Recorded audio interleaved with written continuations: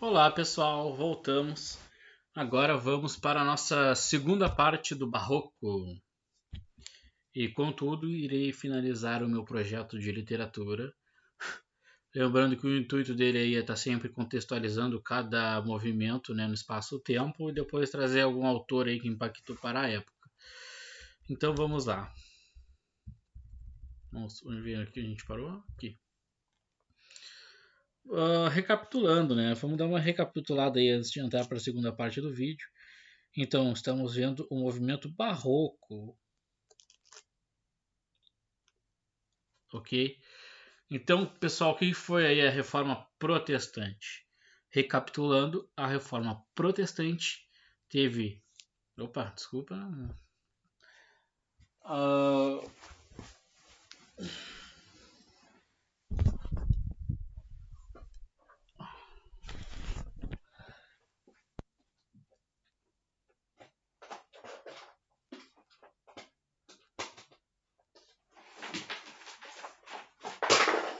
a reforma protestante ela teve a ver com Martinho Lutero, certo?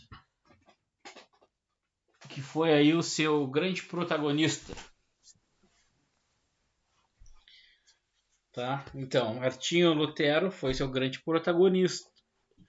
E como é que surgiu, né? Como é que foi essa reforma protestante aí nesse período? Ela aconteceu porque Martinho Lutero, ao ver os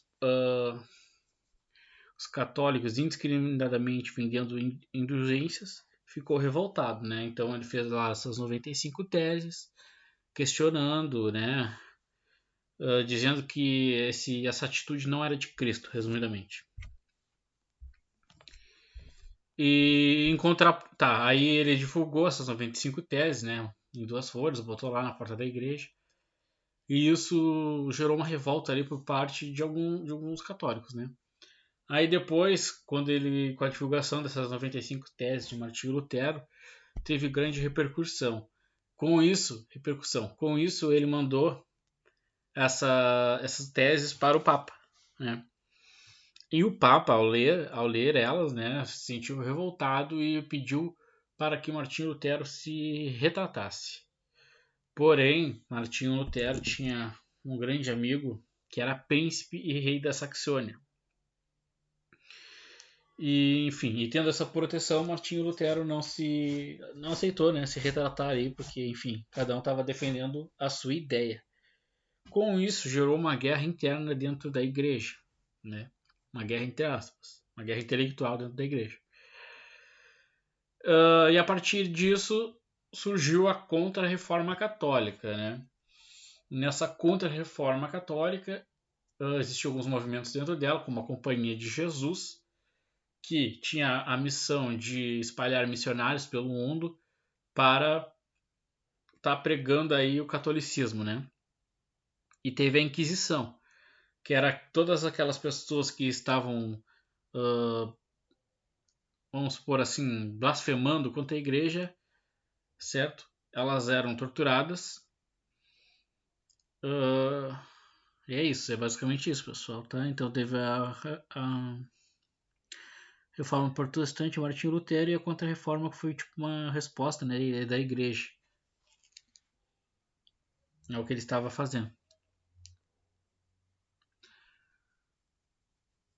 tá? Então, vamos lá. Reforma Protestante. O padre alemão Martinho Lutero denunciou diversas situações que achava inadequado, como a venda do perdão, sendo dessa forma uma prática corrupta da Igreja Católica.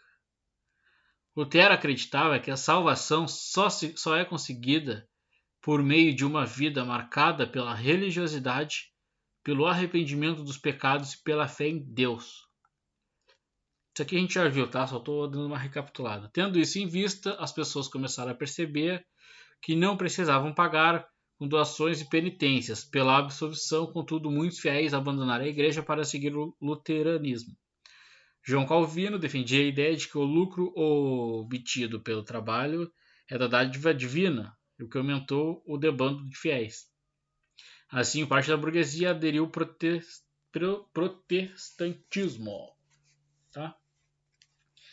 Então, isso aqui é basicamente o que a gente já falou do movimento luterano, né? Foi conhecido como movimento protestantista ou luterano. Protestantismo é o luterano. E teve essa mudança. Tá, vamos lá para as características, que agora é a parte do segundo vídeo. O barroco é um estilo de época marcado pela oposição e pelo conflito, tá? Então, barroco, estilo de época marcado pela oposição e pelo conflito. O que acaba revelando uma forte angústia existencial. Dessa forma, as obras literárias dessa época apresentavam visões opostas, aproximação de opostos, né? Vamos ver agora. Como vimos anteriormente, essa época era marcada muito pelas contradições, né? O barroco é essa vivência de contradições, né? O extremo religiosismo, de tudo é baseado na fé, ao racionalismo, né? Baseado em ciência e razão. Por exemplo, aqui peguei algumas características, né? Antropocentrismo, que é o homem no centro de tudo, versus o teocentrismo, que é Deus acima de tudo, no centro do pensamento. Sagrado versus profano, luz versus sombra, paganismo versus cristianismo, racional versus irracional, material versus espiritual, fé versus razão, carne versus espírito, pecado versus perdão, juventude versus velhice, céu versus terra, erotismo versus espiritualidade. Então esse dualismo, né, naquela época era muito presente, essas contradições. Então a gente vê aqui diversas características do barroco, né, diversas contradições. Além do culto ao contraste, o estilo possui também estas características. Fusionismo. Fusionismo, diz o nome, né? Fusão. Entre a visão medieval e a renascentista. Então é uma fusão, né? Eu destaco aí, ó, fusão entre a visão medieval e a renascentista. Antítese e paradoxo refletem uma época de contrastes. Pessimismo.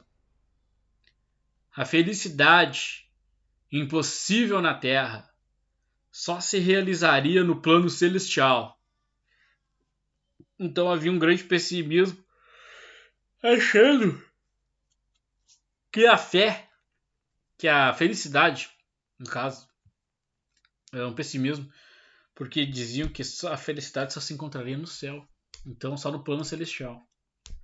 Feísmo, né? Que é a fascinação pela miséria humana, crueldade, dor, padridão e morte. Vemos muito feísmo na Inquisição, através dessa tortura desmedida, crueldade, dor, né? Rebuscamento, ornamentação excessiva da linguagem atrelada a um apelo visual. Hipérbole, exagero. Então, tudo isso que eu estou falando são diversas características do barroco. Sinestesia, né? Já diz ali, apelo sensorial, diz no próprio nome, né? Sinestese. Apelo sensorial, cultismo ou gongorismo, jogo de palavras, sinônimos, antônimos, homônimos, trocadilhos, figuras de linguagem, hipérbatos. Esse cultismo, o gongorismo, foi muito utilizado, né? Por quê? Porque eles sofriam muito a opressão da igreja. E com isso, a escrita tinha que ter muitos trocadilhos, né? Para não ser oprimida, também para o escritor não sofrer repressão.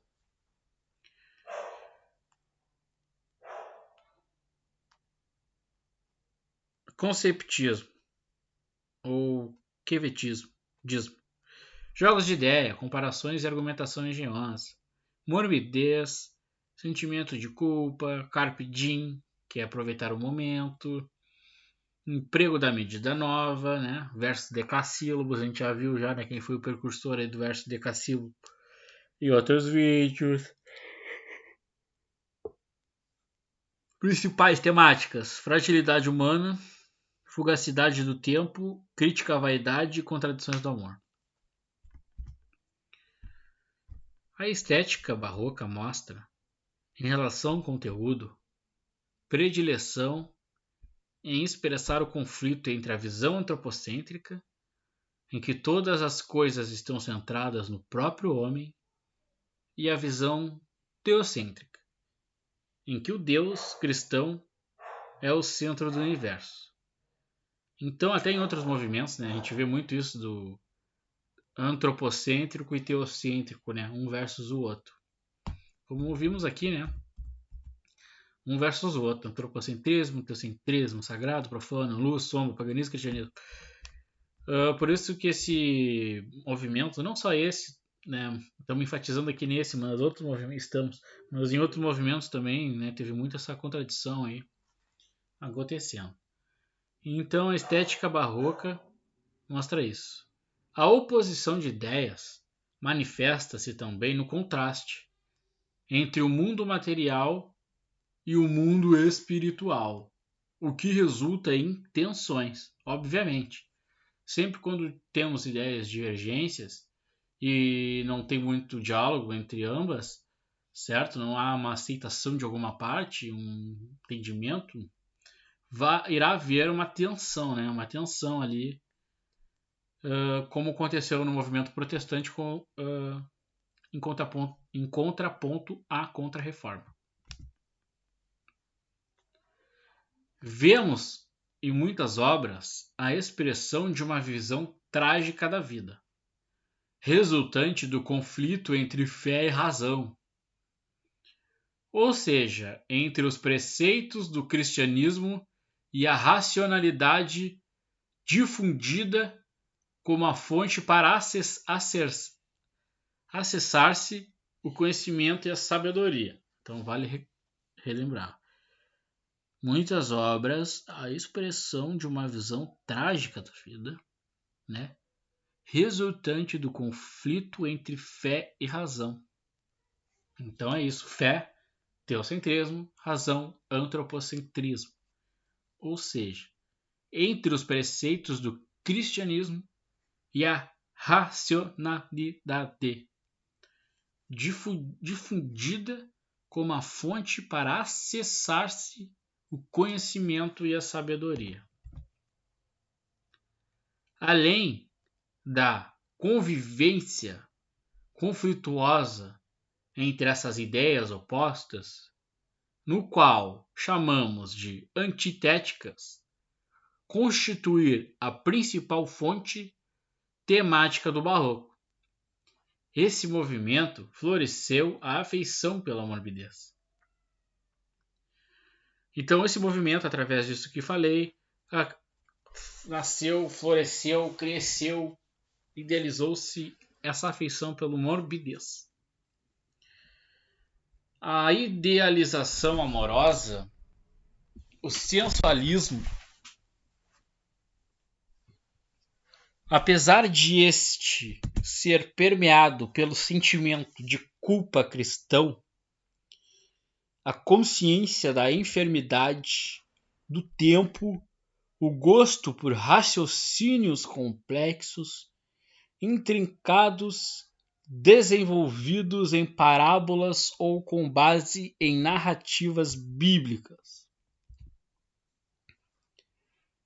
Temática do Barroco é o cultivo e a valorização do carpe diem, expressão latina que expressa o sentimento de que se deve aproveitar o presente ao máximo.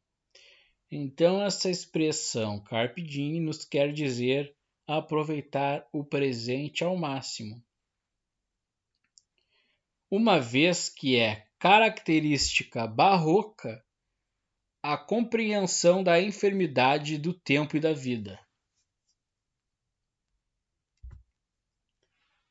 Quanto aos aspectos formais valorizados pelo movimento barroco, nota-se como recorrente a preferência na poesia, pela forma poética soneto, pelo emprego da medida nova, pelo gosto pelas inversões sintáticas, em que a ordem direta da frase, caracterizada pela estrutura sujeito, verbo e predicado, sofre inversões e pelas construções complexas e raras.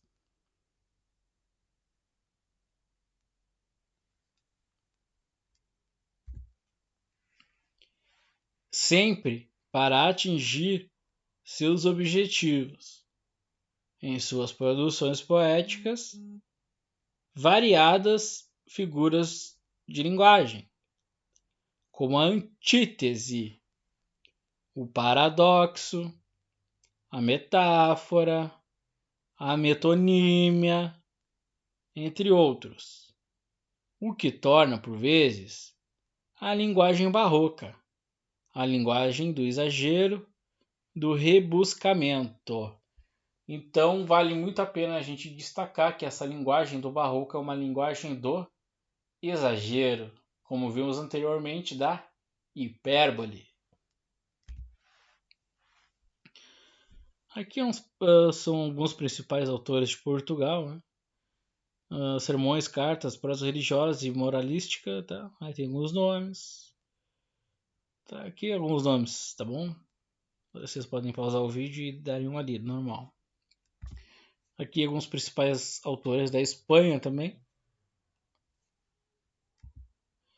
Barroco no Brasil, pessoal. No Brasil, as manifestações artísticas barrocas na arquitetura, na pintura e na música surgem no século XVIII, na região de Minas Gerais, em razão da exploração do ouro. Então tem muito isso, né? De estarem sempre explorando o Brasil, seja no ouro, seja em outros movimentos aí no pau-brasil, na cana-de-açúcar. Então, o personagem, o autor que eu trouxe para este movimento, né? Como eu disse, como eu sempre digo, no meu primeiro vídeo eu trago aí o contexto histórico do movimento, contextualizo aí o espaço-tempo, o que aconteceu, por que aconteceu, de que forma que surgiu e aconteceu.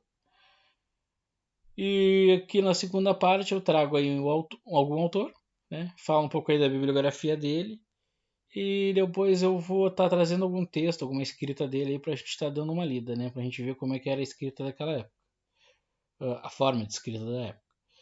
Lembrando então que já havíamos trovadorismo, humanismo, classicismo, quinhentismo e agora estamos vendo o barroco. Vimos o classicismo, né, também. Enfim. E de forma cronológica. Então, quem foi Gregório de Matos? Gregório de Matos Guerra nasceu no Brasil, Salvador, Bahia, em 20 de dezembro de 1636 e faleceu no Recife, Pernambuco, em 1695. É o patrono da cadeira número 16 da Academia Brasileira de Letras. Então veja a importância de Gregório de Matos, olha aí, hein? Patrono da cadeira número 16 da Academia de Letras, ABL. Teve destaque como grande sátiro do governo, da nobreza e do clero. De sua crítica não escaparam os padres corruptos, os degredados, os mulatos e emboados, os caramuros, os arrivistas e os novos ricos. Todo uma burguesia explorada da colônia. Seu enorme senso crítico concedeu-lhe o epiteto de Boca do Inferno. Gregório de Matos compôs 4 vertentes de poesia: amorosa, filosófica, religiosa e satírica. Iremos olhar algumas delas posteriormente.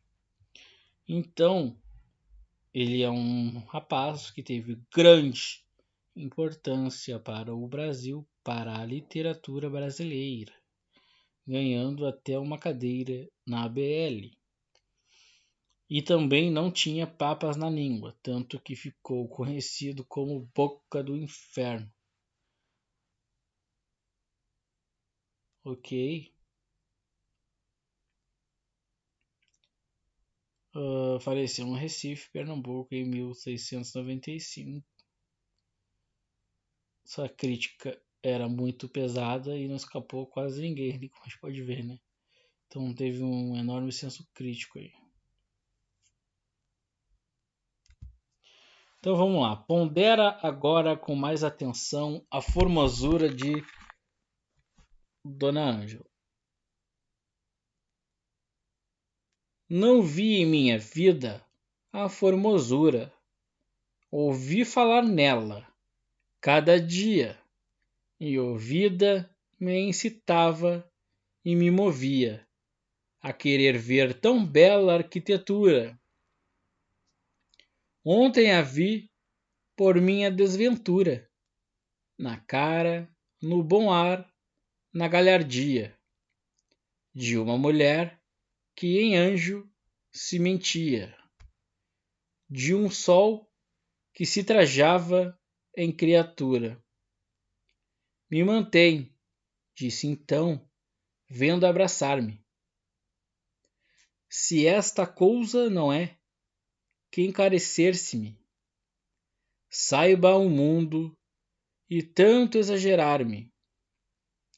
Olhos meus, disse então, por defender-me, se a beleza hei de ver para matar-me, antes olhos cegueis do que eu perder-me. Então podemos ver um grande valor poético na sua escrita e podemos também perceber a presença de rimas, certo, pessoal? Então isso é bem evidente. Presença de rimas.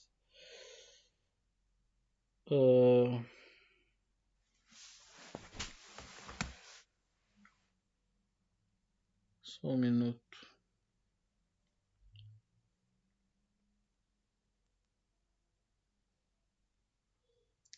Tá. Aqui.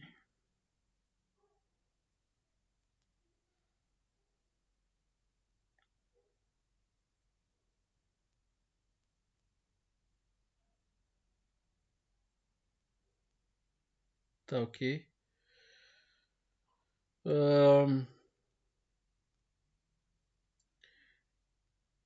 Então tem muito disso, né?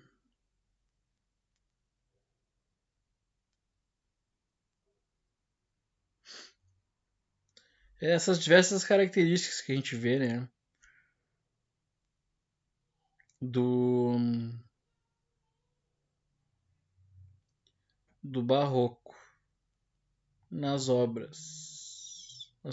Nas obras do movimento. Né? Então, isso aqui. Não vi em minha vida formosura. Ouvia falar nela cada dia. E ouvida me incitava e me movia a querer ver tão bela arquitetura. Então, olha que bela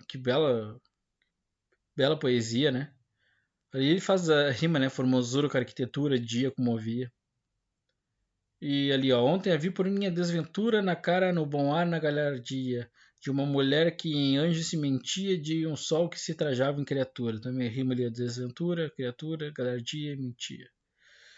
E aqui a gente pode perceber que é uma poesia amorosa, né, caracterizada aí por diversos dualismos entre carne e espírito, que resulta aí também em um sentimento de culpa, né?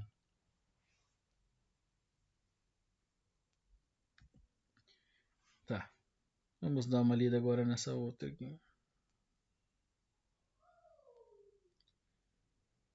A Jesus. A Jesus Cristo nosso Senhor. Pequei, Senhor, mas não porque hei pecado. Da vossa alta clemência me despido, porque quanto mais tenho delinquido, vos tenho a perdoar mais empenhado. Se basta a vós irar tanto pecado, a abrandar-vos sobeja um só gemido, que a mesma culpa que vos há ofendido vos tem para perdão lisonjeado. Se é uma ovelha perdida e já cobrada, glória tal e prazer tão repentino vos deu como afirmais na sacra história. Eu sou, Senhor, a ovelha desgarrada, cobrai-a e não queiras, pastor divino, perder na nossa ovelha a vossa glória. Então aqui podemos perceber também um grande teor estético, uma preocupação estética com a poesia. E nela encontramos rimas também, né? Como ali, ó, pecado empenhado na primeira estrofe, despedido com delinquido. Na segunda ali, ó, pecado com lisonjeado e também ali, ó, gemido com ofendido. E assim por diante. A terceira rima com a quarta ali, né? Cobrada com desgarrada, depois repentino com divino e história com glória. Então a terceira rimando com a quarta. Muito inteligente e muito interessante. Como já diz ali, Jesus Cristo, Nosso Senhor, é uma poesia de cunho religioso, né? Já está dizendo no próprio nome. Faz referência a Deus. Aqui a gente pode perceber um sentimento de arrependimento, né? Ao perdão, ao pecado, elementos bíblicos. Então esse é um soneto aí que representa isso. Tá. Vamos ler outro. Queixa-se o poeta da plebe, ignorante e perseguidora das virtudes. Então aqui a gente já vê, né, uma crítica, né, no próprio título do poesia. Que me quer o Brasil que me persegue, que me querem pagastes que me invejam. Não veem que os atendidos me cortejam e que os nobres é gente que me segue. Que em seu ódio a canalha que consegue, com sua inveja os nécios que montejam, se quando os nécios por meu mal mourejam, fazem os sábios que o meu mal me entregue. Isto posto ignorantes e canalha, se ficam por canalha ignorantes, no sol das bestas a roerem a palha. E se os senhores nobres e elegantes não querem que o soneto vá de valha, não vá, que tem terríveis consoantes. Então, né, aqui a gente percebe aí que é uma grande crítica, né, do autor, já podemos perceber no título, e o uso de muitos trocadilhos, né, muitos trocadilhos, muito interessante, até um humor crítico, né, um humor debochado, vamos dizer assim, que nem na última estrofe, e se os senhores nobres e elegantes não querem que o soneto vá de valha, não vá, e tem terríveis consoantes. Muito interessante. Então é uma poesia, né, uma sátira, né? É um humor ácido aí, caracterizado aí pela ironia, né? E o poesia sátira tem isso, né? De humor mais ácido mesmo, caracterizado aí pela ironia. E aqui é uma crítica, né, que tenta aí ridicularizar, né, o governo e a sociedade hipócrita da época, né? Então é muito interessante. E ficamos por aqui, pessoal, então. no Barroco. Espero que vocês tenham gostado aí do meu projeto de literatura, tá? Qualquer dúvida vocês podem estar postando nos comentários, como forma de extensão do meu projeto eu estarei respondendo. Lembrando que o intuito do meu projeto é isso aí, né? É mostrar o contexto histórico de cada movimento e depois trazer algum autor aí pra gente estar esmiuçando alguma poesia dele, algum texto, enfim. Acredito que tenha atingido o objetivo e qualquer dúvida vocês podem estar perguntando, tá? Lembrando que vimos aí o trovadorismo, né? Aquela época do feudalismo e tudo mais. Depois o humanismo, né? Teve o surgimento aí da burguesia, que teve um grande impacto, né? Porque começou o pessoal a sair dos campos, daquela época do trovadorismo, né? O pessoal vivia muito no campo, feudalismo, viviam em prol ao senhor. Aí depois com o humanismo, né? O pessoal começou a agir mais pela razão, né? O antropocentrismo. Aí veio as grandes navegações, novas rotas de comércio, indústrias, né? Claro que foi um grande impacto para a época, não foi fácil. Isso aí no humanismo, né? Como diz o próprio movimento humanismo, valor humano, né? Valorização do humano. Trovadorismo, humanismo, depois vimos o classicismo, né? Também ao estudarmos o classicismo nós podemos perceber que ele puxa muitas características do humanismo, né? E no classicismo aí também vemos muito aí da procura do greco-latino, né? Das culturas mais detalhadas, né? Um movimento mais que se preocupa mais com o teor estético aí. Depois disso a gente viu o quinhentismo, que foi o anterior, né? Abordamos um pouco também do contexto histórico. Trouxe um autor aí para estar ilustrando o movimento do quinhentismo. E por fim o barroco, que é esse movimento de contradições. É esse movimento de contradições. Um versus o outro, né?